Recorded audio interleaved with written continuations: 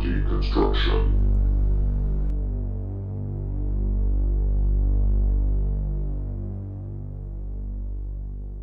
What's up, everybody? It's the Hardy Construction. You can find us at hardyconstruction.tumblr.com, youtube.com/hardyconstruction, as well as facebook.com/the Hardy Construction Videos Comp. Orange Dildo Boy. As well as Bilbo. And it's Bilbo's birthday. It's actually Thea from horrorharbor.tumblr.com, so happy birthday, Bilbo. Thanks. Is it your 111th, or what is it, 11th birthday? 11st. I thought he was saying something bad. Alright, today's film is... The Slumber Party Who asked Massacre. you? November 12th, 1982. Hey, it's almost, like an anniversary. Damn, I The picked it. Slumber Party Massacre. A high school student slumber party turns terrifying as an escaped mental patient with a drill decides to crash the party. Directed by Amy Holden Jones. Written by Rita Mae Brown. Stars Michelle Michaels, Robin Still, Michael Vieira. So, Thea, why'd you pick this film? So I picked this film because I was reading actually about feminist horror films. Okay. And this was on a list of those. Why is that? You dirty feminist. I know. What is this article? What is it talking about? Feminism and horror? Like, in what sense? It's talking about things that sort of deconstruct the male gaze. They have a lot of female-centric themes, or have a lot of female characters, or powerful female characters, or writer-directors that are female and sort of don't skew it towards a male audience. This is sort of the opposite of that, but... There were so many boobs in this movie. So many boobs. But this was written as ironically, it was written as a parody, and I don't think anybody in the crew knew that it was supposed to be comedy besides the writer. No. Was that the Well, case? I think the crew did. I think the marketing team did not. Oh, it was comedy. Yeah, it was pretty over the top. There were points where I burst out laughing. Yeah, he burst out of his pants. This is from the trivia. Rita Mae Brown wrote a screenplay for a parody of teen slasher flicks and called it Sleepless Nights. However, when she submitted it to the producers, they filmed it as if it weren't a parody and retitled it Slumber Party Massacre. As a result, the movie displays a lot more humor, both intended and unintended, than others of this genre. I didn't really find myself laughing that much in this film. I liked it. But I think I only found one part funny, which was the pizza scene where the girl eats the pizza over the dead body. What about the That scene? was fucking funny. What about where she chops the drill? No. That was funny too. I thought that was awesome. That made me laugh. Stick in half. This is the type of film where I found out it was a comedy after I watched it, and I was like, wow, this movie's deep. And then when I found out it wasn't comedy, I was like, oh, whoops. And what about his eyes, in every scene? What about them that they were totally... So anyway, let's set up... He was really funny as a crazy person. Let's set up the storyline. Thea, what happens in this film? So, basically, the premise is that our main character, who is... What the hell is her name? Is it Trish? Yeah. Trish, her parents are going out of town, and she's going to have some people over and have a slumber party. Oh, orgy. Woo! So she invites the girls, her main team, who is Kim, Jackie, and Diane. A nice diverse and cast. They discuss inviting the girl next door, the new girl, who's Valerie. But Diane doesn't like her. She thinks she's a fucking whatever. I don't know. Diane's kind of an asshole, so. Diane is jealous of looks. Of Valerie's beauty and talent and charisma. Well, it's funny. The one that didn't want her in the party was pretty hot, and the one that wasn't invited to the party was hot too. So I guess it was, it was going to be a battle of attractiveness. They get together at the end. All right, so I watched just the whole movie, like a porn of Valerie and Trish. Out of those two, which one was your? You thought? Actually, out of all the girls, which one did you guys think was the cutest one in the group? Valerie. Yeah. Which one was Valerie? The one that wasn't invited? Yeah, the one with the sister. I forget who she reminded. You know what she reminded me for some reason? Although it's probably not right. She looked like the girl from It. You know, the one with the red hair that everybody was fighting over? The main chick? The 13-year-old? No, the adult, you creeps. Valerie. What's wrong with you? I wouldn't say that in public. So they have this little... what's really sad is the actress killed herself. Oh, shit, really? Yeah. Danny's lying. Whoa, Which actress? The one that plays Valerie, the one with the little sister in the movie. Not really. Really, Robin Yeah, Still. she was like a super alcoholic and she killed herself. It Did you find sucks. it out because you drunk because she was hot, and then you were like, oh man. Yeah, exactly. Yeah. She died in 1996. Tall, lovely, and spirited actress Robin Rochelle Still was born on November 24th, 1961. What a sad, sad way to go. Age 34. Oh boy. Last thing she was That's in was gonna be my age in 2 days, and No, then I'm gonna kill myself. the and last thing she was in was notice how I kept talking to that. The last thing she was in was Jake and the Fat Man. Anyway, no, that's very sad. Yeah, so they're having the slumber party. What would you? I mean, now that it's known as a comedy, but it seems like it wasn't directed at like a comedy, like they said in the trivia. I mean, you found it funny, or how did you react to this film? I mean, I laughed at parts, but I think here's the thing. I think looking at it from a writing perspective, you can see how it could have been funny, how it could have been even more over the top. But because I guess the way they like sort of shot it, it's not. And the music. And the music, and like the acting to some extent, right? Like the actors probably weren't told like, "Oh, play it up for laughs." Right. Yeah, no, they were actually good. They were pretty decent actors. Yeah. I think what's weird is that this film, like you're saying, it's shot with the male gaze, but shot with a woman doing the male gaze, because I shot all over this. there's movie. clearly a woman in the very beginning. She's just getting naked. These women that are supposed to be what, 16, 17 years old, and they But all I look think like. that's why it feels so over the top to me, and maybe it's just because I'm a woman and I'm looking at it like, oh my god, how many tits are we gonna see in this movie? Do women really do that? Like, that's my question. Do women really No, they get don't, naked but that's together like That's that? the thing. That's why I think where you can see the sort of parody undertones. Yeah, because like that- every movie in the literally 80s shows every these sinle time they're just like free locker rooms, like getting bare ass naked. Like, I mean, maybe it was different in the 80s. I don't know. I mean, I don't know. I did They're laugh. they're just like, yeah, let's all get changed in the same room in front of each other. I mean, I'm not complaining, and if I was a guy, I would also be like the guy in all these movies with like a little peephole in the locker room. Fucking grossy. There's a hilarious. Good job, Danny, painting yourself into that corner. So I was laughing I'm like. joking. Yeah, sure. The one thing I was laughing about a lot though was the gratuitous shower scene, which I have I have nothing against. Yeah. But it clearly goes to a girl who's talking, and then for no reason just goes down to her ass, and then goes back up. Like, Yeah, here's exactly. your butt also. I mean, that felt like watching it because I was like, huh. It felt like she knew ahead of time that the producers were gonna be like, just get a nice shot of an ass, and it was like the most awkward shot of an ass, like for no reason. It was She's just like, like, here, have it. here you Fuck go. you. Here you go. You happy now? It's kind of weird.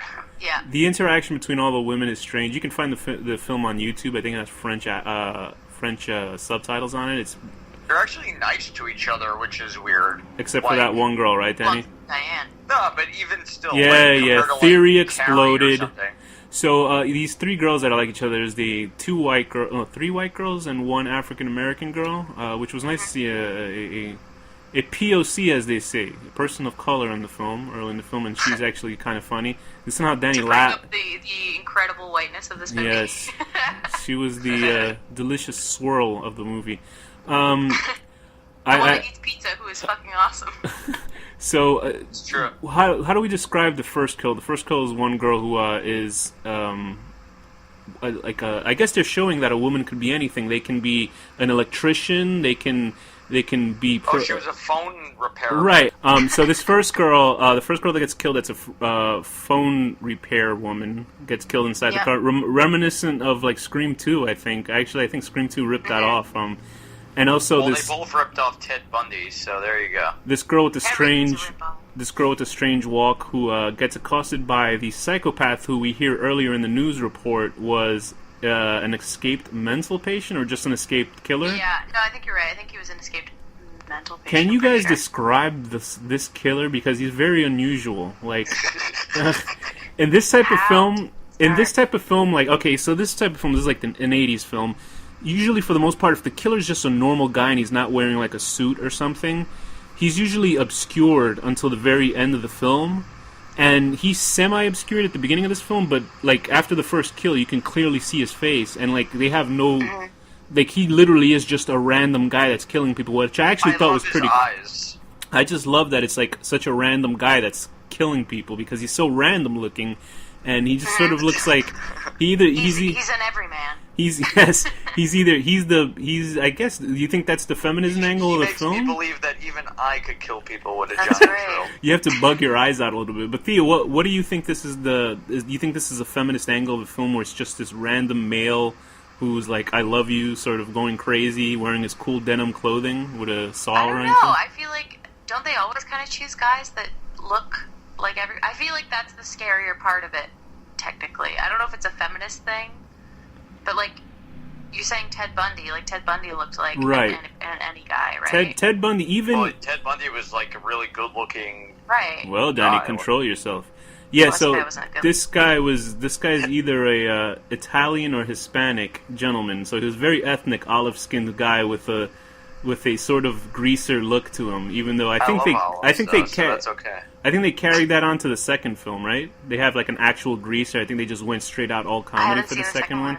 All I know from the poster of the second one. I was just looking at the second one at the cast, and all the names are like blah blah blah Voorhees, Kruger. Oh, Dave. brother. Yeah. That's funny. So, Thea, go just explain to me what is this film saying to women? Because I don't understand what it's saying to women. You don't know? It's saying that you can get naked together, you can do all kinds of sexual things together, and still die a horrible death from a regular man. You don't get the full original vision, obviously, because of what we sort of touched on, which is that it was made opposite to what the original intent was. But I think you get a sense of, obviously, like, the over the top ridiculousness of, like, oh yeah, this is how you think women are because of these movies. Well, right? Aren't they, though? They're not. I mean, there's parts of it that are sort of like... No, it's like, 100% real. I think the most honest interactions are the sisters. Yeah, that actually felt real. What women are actually like. But they were actually really nice to the Valerie girl. I mean, they didn't want to invite her, but like they were being normal about it. It wasn't like evil-ish. Well, they did Danny, want to invite her. what movie did you see? Diane. Danny, what movie did you see where one girl was nice? Movies like that, usually they'd be like much more over the top. Yeah. Oh, I see. But it's the fact that one of them was an asshole and they overheard her. Rita Mae Brown, who wrote this, I guess went on to write mystery novels about a cat that solves crimes or some shit like that.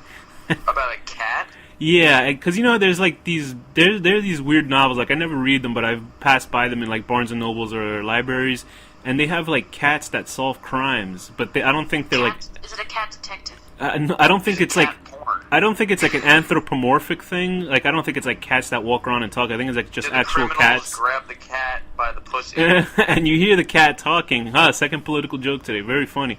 And the cat will like I guess a cat at the end of every book, I'm assuming, would like steps on like critical papers that fall out into the police's hand. I bet you it's some stupid shit like that. And like that's how the books. I'm just making an assumption about that. But I think. I want to watch that now. Do you? I mean, as a standalone horror film, what did you guys feel about this? Like the way it played out, like the usual tropes of the guy hiding in the shadows or stalking the women. He had a very weird run. Like he was jogging in place when he ran after people with his drill. This is the first. I mean, not the first, but early on. It's not a trope at this point. It's normal. Like it's like still new.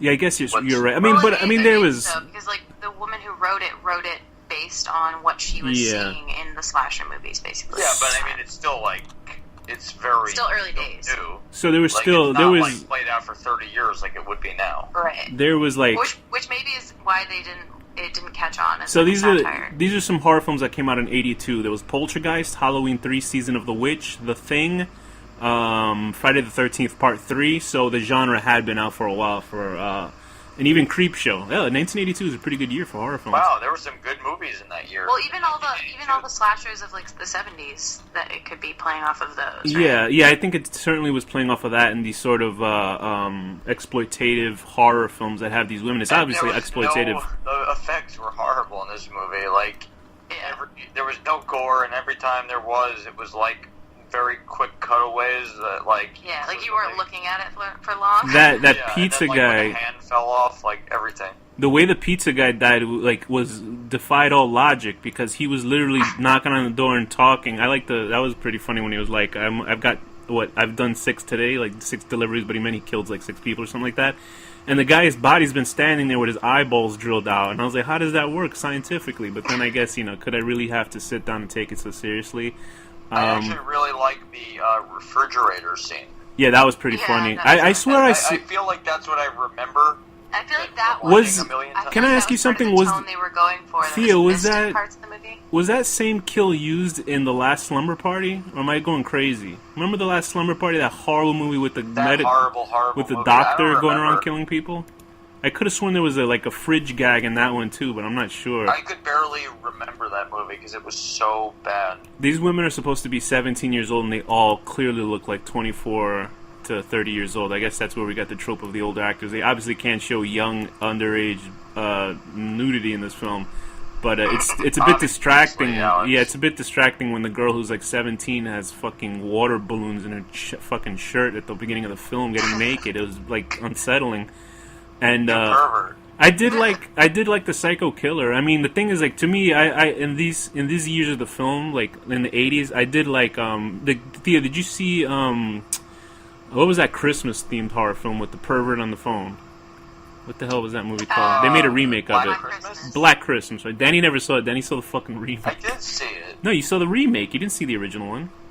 Oh, I think I since went on to watch the original though. Oh, cool. But you see, remember how that guy was just like a shadow, and then you just see his eyes in that one thing? I think that's more of an effective killer, but do you think it's because you see this guy, it sort of takes away his power and he sort of looks goofy?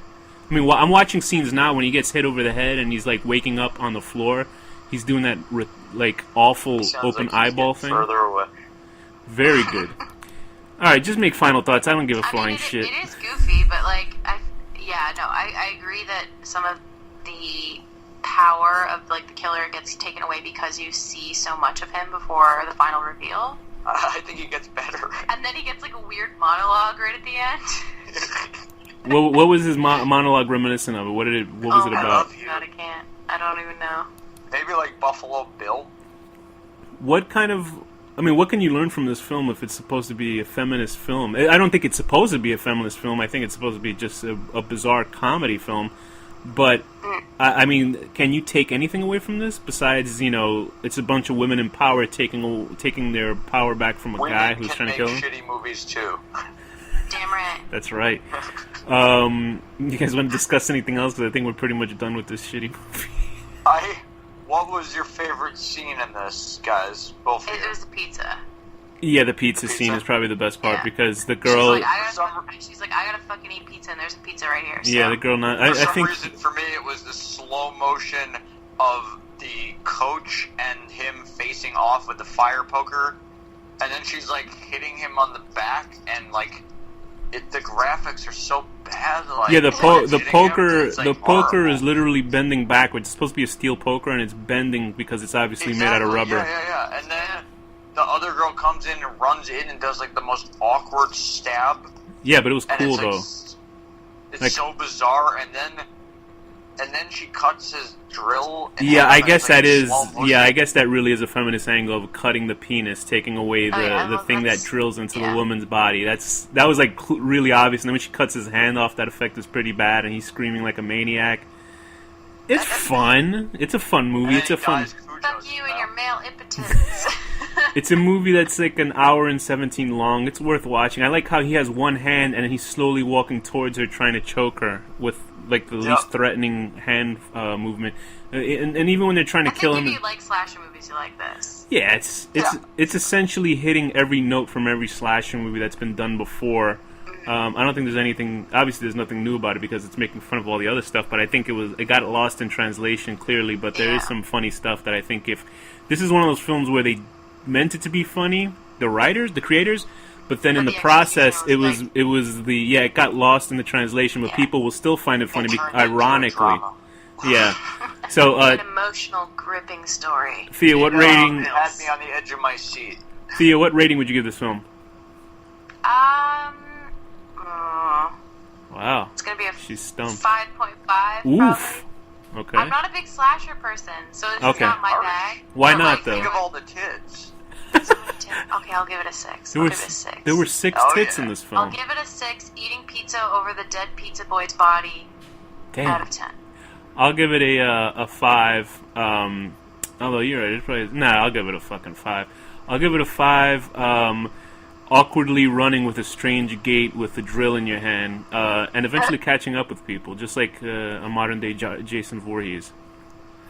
Okay, I'm gonna give this a 6.5 because whoa, boy oh boy, were there a lot of boobies in this. How many boobies? 6. I'm gonna give it a 6.5. There's 6 boobies actually, probably. Slow motion cutting a drill as a wild-eyed crazy man stares you down.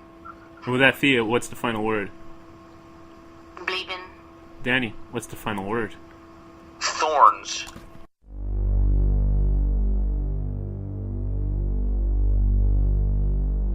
The horror deconstruction.